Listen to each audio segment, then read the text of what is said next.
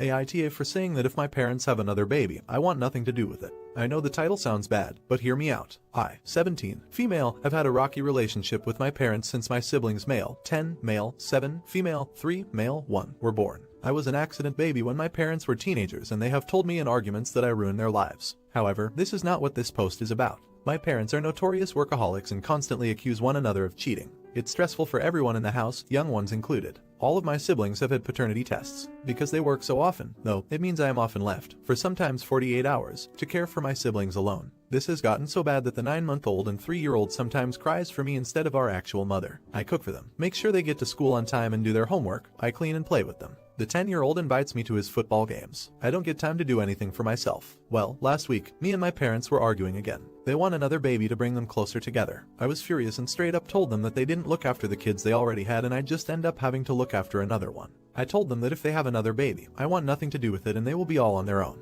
They called me an awe and said I was trying to ruin their marriage and their careers. I spoke to my grandma about it and, while she sympathizes with my situation, she says I should be supportive of my parents trying to fix their marriage. She told me it was my duty as the oldest sibling to care for my younger ones and I was being kind of an awe and should apologize to my parents, but I still don't think I am. So here I ask, Reddit, am I the idiot? Edit. We do have a nanny come in 9-4 for the 9-month-old while I'm in college, but that'll probably stop when he starts school. Edit 2. After all your comments, I have spoken to my aunt in detail about the whole situation and she is horrified. She's my dad's older sister and has unfortunately never been able to have kids. She's the closest thing I've ever had to an actual parent, though. She told me that I need to talk to my parents about this and she'll stay with me while I do it. I messaged them that we need to have this talk tomorrow and it's non-negotiable. If they don't turn up, I'm calling CPS next time they leave me alone with my siblings. Simple as that. They're annoyed but have agreed to come. I'll keep everyone updated. Edit 3. So, we have spoken. My aunt was with me the entire time and I couldn't be more grateful for her support. I told my parents that they needed to grow up, basically. I told them pretty much what you had all been saying and said they had until I was 18 to build a proper relationship with my younger siblings, a good 10 months, and find a more suitable situation for while they're at work, otherwise I'm calling CPS. My aunt even offered to have them live with her. She's a freaking saint. I told them that I no longer wanted a relationship with them, however, and I would be moving in with my aunt within the next month, but I will be coming over all the time and my younger brother, Tenyo, will receive my old phone to keep in contact with me while I am not there. My aunt only lives a 45 minutes walk away, so it won't be too bad and she will drive me there in a rush if needed. My parents were furious with me, said I was ungrateful and that I don't love my siblings. I told them that I was doing this because I loved my siblings and I wanted them to be better parents for them and I had to leave for that to happen. I've also spoken to my siblings who are also upset with me, but the 10-year-old understands and the younger ones know they'll see me pretty much every day. My parents have threatened to have my aunt arrested as I'd be moving in with her underage and without their consent, but I told them I'd show the police every single piece of evidence I've collected over the years and then they'd lose all their kids. Overall, it didn't end well, but it needed to happen. Maybe I'll update again in a month or so, but for now, this is goodbye. Thank you, everyone, for all the responses and advice. Well, here's the update. So, since my first post, things have been chaotic. I moved in with my aunt and I've had the opportunity to be an actual teenager for once in my life. She's been letting me go out with friends, cooks the majority of the home meals, is my shoulder to cry on. But unfortunately, things haven't been all good. About 2 weeks or so after I moved in with my aunt, my mom showed up at the door with all 4 siblings in tow. She looked a mess, if I'm going to be honest, and my mother has always been a very put-together woman, so I was kind of worried. She said she'd tried but she couldn't do it. She wasn't cut out to be a mother, she begged for me to come back. The kids also looked miserable. The male 7 and female 3 were clinging to me. The baby was crying and male 10 was just silent. He's usually a huge chatterbox. I told her I was not coming back, but my aunt repeated her offer to take in all of us on the condition that they had no more children. My aunt is a well-paid woman who's always wanted children but wasn't able to have them biologically and felt like we were close enough to hers anyways. She has a fairly large house already but has said she'd move if need be. My mom just broke down. She said she didn't want to give any of us up, but she just couldn't be who we needed her to be. She admitted that her and my dad were considering a divorce and I encouraged her to seek some professional help. In the meantime, my siblings are staying with us. We collected the majority of their belongings and my aunt has hired a nanny to be with us when she can't be. My father has gone no contact and the last we heard my mom was seeking therapy and having supervised visits with my younger siblings. Despite her trying now, I just cannot forget all those years I lost because she wasn't cut out to be a mom. I can't get over how many times I broke down over how stressed I was. I still love her, but I can't let her be my mom now when she wasn't when I needed her most. So, not all sunshine and rainbows, but some progress was made. Thank you everyone for all the advice and support. I am also in therapy thanks to my aunt and beginning my own healing process. I hope you all had a great Christmas and a wonderful new year. Update. My aunt has decided to take them to court for custody and I don't think they'll put up much of a fight for it.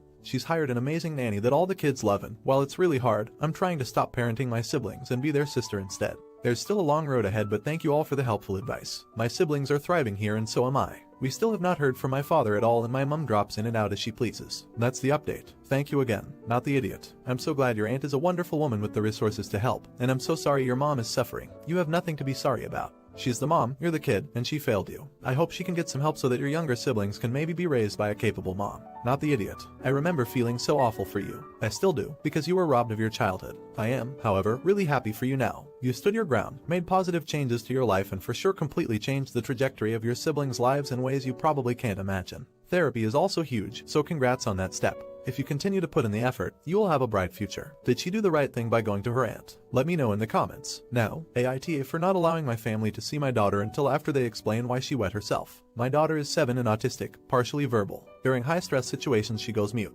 Anyway, she went to my sister's house all happy on Friday. It was a whole family get-together. I had to run and deliver some packages. I was gone for like half an hour. Anyway, when I got back she was in different clothes and very clearly upset. I asked what happened and my sister told me she wet herself after she couldn't have a chocolate pop. Now, here's the thing with my girl, she would never wet herself purposefully. She has extreme anxiety surrounding her toileting, to the point of therapy. I don't know what this anxiety is caused by, but it's pretty severe. She was clearly very distressed, so I just took her home. In the car she broke down sobbing, but was unable to tell me what happened. As soon as we got home she took herself upstairs and put a pull-up on. Pull-ups being accessible for her is a recommendation, so she has more control over herself, and has been super cuddly since. She hasn't been using her devices or signing at all. She has 2 therapists and she's due to see them both in the next week to see if they'll be able to help me understand what happened. Family has been awful. My sister, mainly, who is still claiming that she was being a brat and is doing this all for attention. I've since told every family member they will not be seeing her or me until the truth has been told. Which may be overkill, but I don't think my daughter would want to see anyone anyway. Obviously this has upset a lot of people, especially those who don't know what happened. I'm standing by my statement. If my sister won't tell me off her own back, pressure from other family members may help her along.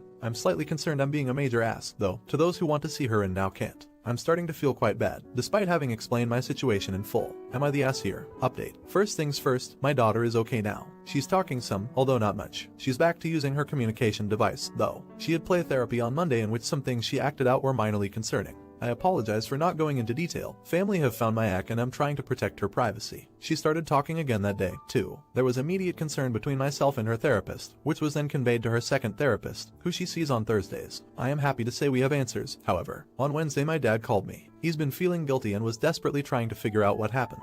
He eventually convinced my mom to get it out of my sister, at which point my sister confirmed what most of you guessed. My girl asked for a Choco Pop, got told no and a yell BC. My sister was frustrated with food. Kiddo got scared and then realized she had to go to the toilet, but at this point was non-verbal. She tried to get my sister's attention, who assumed she was after the cake pop, and was yelled at again. The last part is a little messy, but one of the men then yelled at her again, effectively scaring her into wetting herself, at which point she started crying and her cousin went and found my dad for her. Everyone who was present basically agreed to not tell me the full truth, so I didn't go mad on them. I was upset, and still haven't opened contact with everyone. Although my dad did come see her yesterday and came to therapy with us, which I think helped. The therapy session essentially confirmed what had been said, and we're upping her to 2 therapy sessions with that therapist a week. We are still trying to gauge if 2 play therapy sessions are needed too, or maybe just lengthening the existing one. I still have not spoken to my sister because I do not believe I would be able to be civil. My dad and I are working to rule out family members that were definitely not involved to hopefully have her see them more, as that's something her therapist recommended. I hope this update is satisfactory. I was going to wait until we had it completely figured out, but that could take months, depending on how my daughter deals with things. Again, thank you all for your comments, advice, and suggestions. ETA for those who asked, I worked out how many people were there. My dad, our mom, my sister's dad and his wife, and then her dad's mom. Our mom has 6 kids, me and her included. My 5 siblings were there, but one is a kid himself. Then my sister has 2 half-sisters, a stepsister and 2 step-brothers. All of the siblings rounded up have partners who were present bar 2, which is 21 adults. Then amongst everyone, my daughter and kid brother included, there were 29 kids, which then rounds the total count of people to 51 if you count me, which is a lot of people. I think I got all the math right. Anywho, it's taking a while. Some of the kids are teens and we're trying to figure out if it was maybe one of the older boys that yelled at her, which is why they're still keeping that secret. Not the idiot. Thank you for this update. I'm sure many others like me really wanted to know how your daughter was doing. Glad to hear she's at least doing a little better. I can't believe your sister and other family members involved put the blame on your daughter instead of just owing up and apologizing. You keep being a brilliant parent and do what you feel is right. Not the idiot. The biggest problem for me here is that an entire house of adults agreed it was acceptable to lie to you about something that happened to your child in their care. The yelling was also unacceptable, but the lying is so much bigger than the incident itself. It's so incredibly wrong, and it really makes you wonder what else they'd be willing to lie about regarding your sometimes non-verbal child. You're well within your rights to never talk to them again. and I might not if I were in your shoes either. What would you have done if this was your daughter? Let me know in the comments. Now, AITA for getting angry at being told I'm not a parent. The background: 12 years ago, my best friend passed away during our last year of university. The accident shook us all, and no one more than his wife, who was at that point 4 months pregnant. All three of us had been incredibly close friends. She couldn't do it alone, and her family lived 2,000 miles away. After speaking to her about it, I made a decision. I was the more financially stable of the two of us. I'd secured a position at a law firm. This is in the UK and had some inheritance from my grandparents. So, I became that base of support. I took it to the doctors, helped her with rent, got her groceries, etc. When the twins were born, I moved onto her couch for 3 months, helping in any way I could. For the next 4 years, it worked like this. We lived separately, but I'd spend half the week at hers, helping with the kids. From diapers to preschool, I was there. I was never officially their parent. No papers were signed, but I gave emotional, practical, and financial support. When they began schooling, I was listed as a non-parental guardian. I was then offered a promotion, which included a lot of travel. Again, when I spoke, and I decided to take it. I spent the next 2 years making it back once a month. I'd spend 3 minutes 5 days with them, then leave again. For 2 years after that, the balance became half and half travel, home. For the past 4 years, I've used the UK as a hub, doing business trips, and have gone back to spending 3/4 days a week with them. To be clear, this whole thing has never been romantic. Both she and I have seen other people, and in the past year she's found a very nice guy who both the kids like, which is great. The issue at hand: I've always tried to be there for the kids' big events, school plays, birthdays, tournaments, etc. I've been to parent-teacher meetings, taken them to the doctor. Recently, their school had set up a show, fundraising thing, where the parents are invited to come and donate generously. I assumed I was going, and set aside time. But when I broached the subject with A, she said she wanted her partner to come. I said that we could all go. She said it was parents only. I said, jokingly, that he wasn't really the kid's parent, to which she said, well, technically neither are you. At that point, I got angry, feeling that it was deeply unfair. We got into a fight, and it ended with me being told I wouldn't be welcome at the event. I left, and we haven't spoken since. I get that she's their mother. She has a genetic and legal position that I don't, and I'm not angry about her wanting her partner to come to the event. Being told that I wasn't a parent though, that hurts a lot. I think it's mostly the fact that for me, the way she said it really seemed to imply that I wasn't important in their lives, and I think I was justified in reacting. But that's why I'm here. So, Reddit, am I the idiot? Update. Well, it's been a long several months, and a lot has happened, so I thought I'd give Reddit an update. There were a lot of not the idiots and no idiots here in the last post. But a lot of you're not their parents as well. A mixed field, but a fair assessment. For the record, I did not attend the show, but was delighted by the pictures. After, as many of you lovely Redditors pointed out, the best thing to do was to talk to we'd been best friends for over a decade. I'm happy to report, we continue to be. I'll give you the short end of the situation. And I spoke a lot. It started with little steps, but we got to the big issues. Our link, my link with the kids, her new partner, the whole deal. Little by little, we got things set straight, and where we both sat on them. As some of you rightly guessed, there was a lot to untangle, but 15 years of friendship saw us through. The next phase was talking to the kids. First A, then us together. I'd already gone back to seeing them, and as I mentioned before, their welfare has always been the priority. Surprisingly, the conversation was more straightforward than it had been with A. Somewhere in the middle, we also spoke.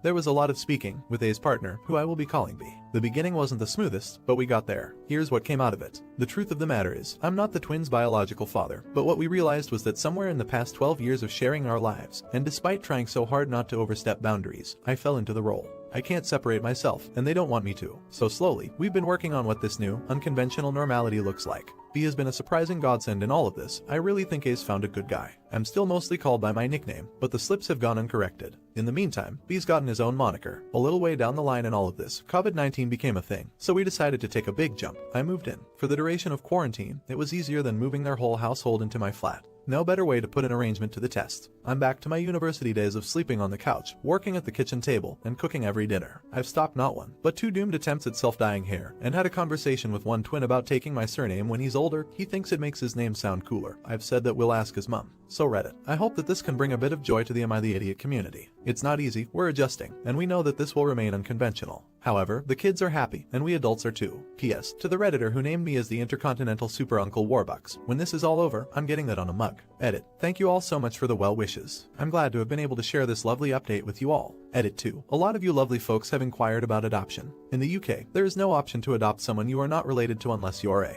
Apply for an adoption order, which would sever the link with the living parent, or B, or the partner of their living parents. As can be seen, neither would work for our case. However, we figured out a system a long time ago, and it includes what to do if anything were to befall. The kids' safety is always ensured. I promise. Not the idiot. This is the best outcome possible. Those kids look at you as their father. Parents are the people that show up, not necessarily the people you are related to. Luckily, those awesome kiddos now have 3 humans that know how amazing they are, which is just so awesome I can't put it into words. Not the idiot. I went back to read the first part then read this. You're just a wonderful person, Opus. Even NB, those twins are so lucky. This is a great way to resolve and nurture those kids. All the best wishes and lots of love from us Reddit strangers to you and your family.